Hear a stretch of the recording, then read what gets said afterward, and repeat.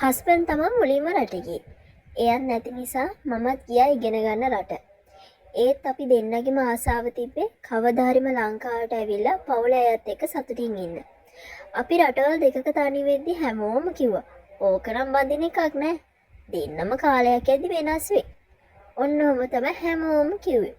නොකීවට මමත් එහෙම හිතුවා. මාසයකට දෙපාරක් හරි අපි මොනවාටම හරි මරා ගන්නවා. හැබැයි එහෙම මරාගන්නේ මම විතරයි. මම කොච්චර කෑ ගැහුවත් මම කොච්චර බැන්නත් මගේ හස්බන්ඩ් මට හිත රෙදින කිසිම දෙයක් කියන්නේ නැතුව මාව අල්ලන් හිටියා. අපි රණ්ඩු වෙන්නේ එයාගේ වැරදි මගේ වැරදි මොනවටවත් නෙමෙයි. ආදරේ අඩු වුණාම කෝල් එකක් ගන්න පරක් වුණාම ඒ වගේ පුංචි දේවල්. ඒ හැම තැනදීම හස්බන්ඩ් මාව හයියට අල්ලන් හිටියා. දෙන්නට දෙන්න නොදක අවුරුදු 7ක් අපි හිටියා. අපේ කසාදෙටම අපි ලංකාවට ආවා. අපි දෙන්න අවුරුදු 7කින් අපි දෙන්නව දැක්කේ. එදා දවස මට කවදාවත් අමතක කරන්න බෑ.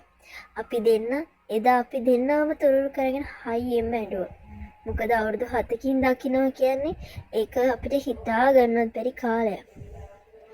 අපි දෙන්නගේම ආදර්ශ පාඨය තමයි මෙච්චර අපි දෙන්න පිටරටක කට්ට කාලා කවදා හරි ලංකාවට ගියපු දවසක අපි දෙන්න අපේ ජීවිත දෙක උපරිමෙම විඳින්න ඕන කියන එක.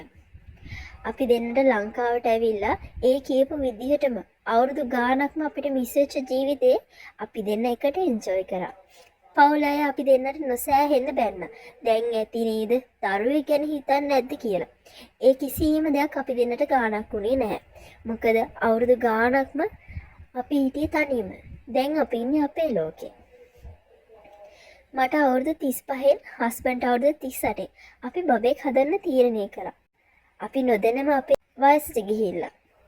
ඒක මතක් වෙද්දිත් හරියම දුකයි. ඒත් අපිට ඒ ගැන පසුතැවීමක් නැහැ. මොකද අපි දෙන්නට මිස් වුණ අපේ ජීවිතේ අපි හරි ලස්සනට ගෙවුවා.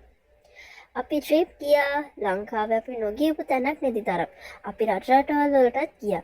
අපි දෙන්න එක තප්පරයකටවත් ඈත් වෙන්නේ නැතුව ඇති ඒ කාලේ. මම හිතන්නේ අපි එක තප්පරයක්වත් ගෙදර හිටියේ නැති තරම්. අපි දෙන්න පාරවල් ගාන හැම තැනම රස්තියාදු ගැහුවා. අපේ පුතා ඉපදෙනකම් අපි රස්තියාදු ගැහුවා. ජීවිතේ වින්දා. ඒත් අපිට දැන් අවුරුදු 3ක පුතෙක් ඉන්නවා. තාමත් අපි දෙන්න එහෙමයි. මම කොහෙද හස්බන්ඩ් එතන. හස්බන්ඩ් කොහෙද මම එතන. අපි අවුරුදු 7ක් වෙනම ඉඳි මට දැනුනේ මම තමා මේ ලෝකේ අවාසනාවන්තම කෙල්ල කියලා. ඒත් මම තරම් වාසනාවන්ත කෙනෙක් මේ ලෝකේ නෑ කියලා හිතන තරමටම මම සතුටුයි. අපේ හැම රණ්ඩුවකදීම මම කේන්තියෙන් ඉන්න වෙලාවට හස්බන්ඩ් නිවුණා. හස්බන්ඩ් කේන්තියෙන් ඉන්න වෙලාවට මම නිවුණා.